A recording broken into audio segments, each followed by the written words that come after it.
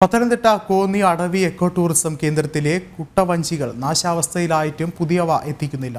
അവധിക്കാലത്ത് സഞ്ചാരികളുടെ തിരക്കേറിയിട്ടും ഇത് മുൻകൂട്ടി കണ്ടുകൊണ്ട് പുതിയ കുട്ടവഞ്ചികൾ എത്തിക്കാൻ അധികൃതർക്ക് സാധിച്ചിട്ടില്ല.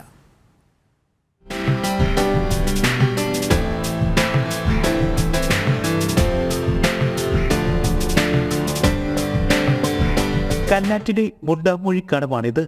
കുട്ടവഞ്ചി സവാരിയിലൂടെ വിനോദസഞ്ചാരികളെ ആകർഷിച്ച ഇടം.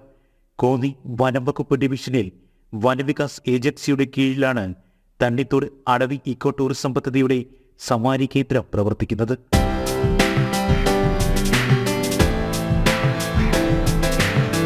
കുട്ടവഞ്ചി സവാരി വിനോദസഞ്ചാര പദ്ധതികളിൽ ഏറ്റവും മികച്ച ഒന്ന് തന്നെ. പക്ഷെ ചില പോരായ്മകൾ ചൂണ്ടിക്കാണിക്കപ്പെടേണ്ടിയിരിക്കുന്നു. കുട്ടവഞ്ചികൾ എല്ലാ വർഷവും മാറേണ്ടതുണ്ട്.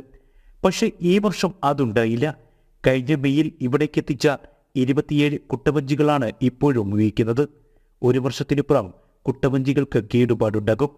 ഇതിലുപയോഗിക്കുന്ന ഷീറ്റ്, ഇരിപ്പിടം എന്നിവയും നശിക്കും. ഇവ തയ്യാറാക്കുന്ന മുളയുടെ ഗുണമേന്മയനുസരിച്ച് കാലാവധിയിലും മാറ്റമുണ്ടാകും. ഇത് മുൻകൂട്ടി കണ്ട് അവധിക്കാലത്തിന് മുന്നേ ക്രമീകരണങ്ങൾ ഒരുക്കേണ്ടതായിരുന്നു.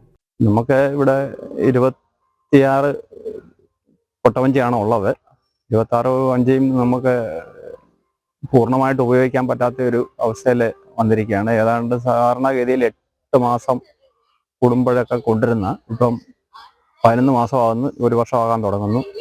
എല്ലാം പൂർണ്ണമായിട്ട് ഉപയോഗിക്കാൻ പറ്റാത്ത സ്ഥിതി ആയിക്കൊണ്ടിരിക്കുന്നു. നമ്മൾ ഇത് അധികാരികളുടെ ശ്രദ്ധയിൽ ഇത് രേഖാമൂലം എഴുതി കൊടുത്തിട്ടുണ്ട് ഇവിടുത്തെ കാര്യങ്ങളെല്ലാം. 25 തുഴച്ചിൽ തൊഴിലാളികളാണ് ഇപ്പോൾ ഇവിടെയുള്ളത്. ഓരോരുത്തർക്കും ഓരോ കുട്ടവഞ്ചികൾ സംരക്ഷിക്കുന്നതിന് പ്രത്യേക ഷെഡുകൾ തയ്യാറാക്കുവാനും ഇതുവരെ കഴിഞ്ഞിട്ടില്ല. അതേസമയം പുതിയ കുട്ടകൾ എത്തിക്കുന്നതിന് എസ്റ്റിമേറ്റ് നൽകിയിട്ടുണ്ടെന്നാണ് വനം വകുപ്പ് ഉദ്യോഗസ്ഥർ അറിയിച്ചിരിക്കുന്നത്. ജനം, പത്തനംതിട്ട.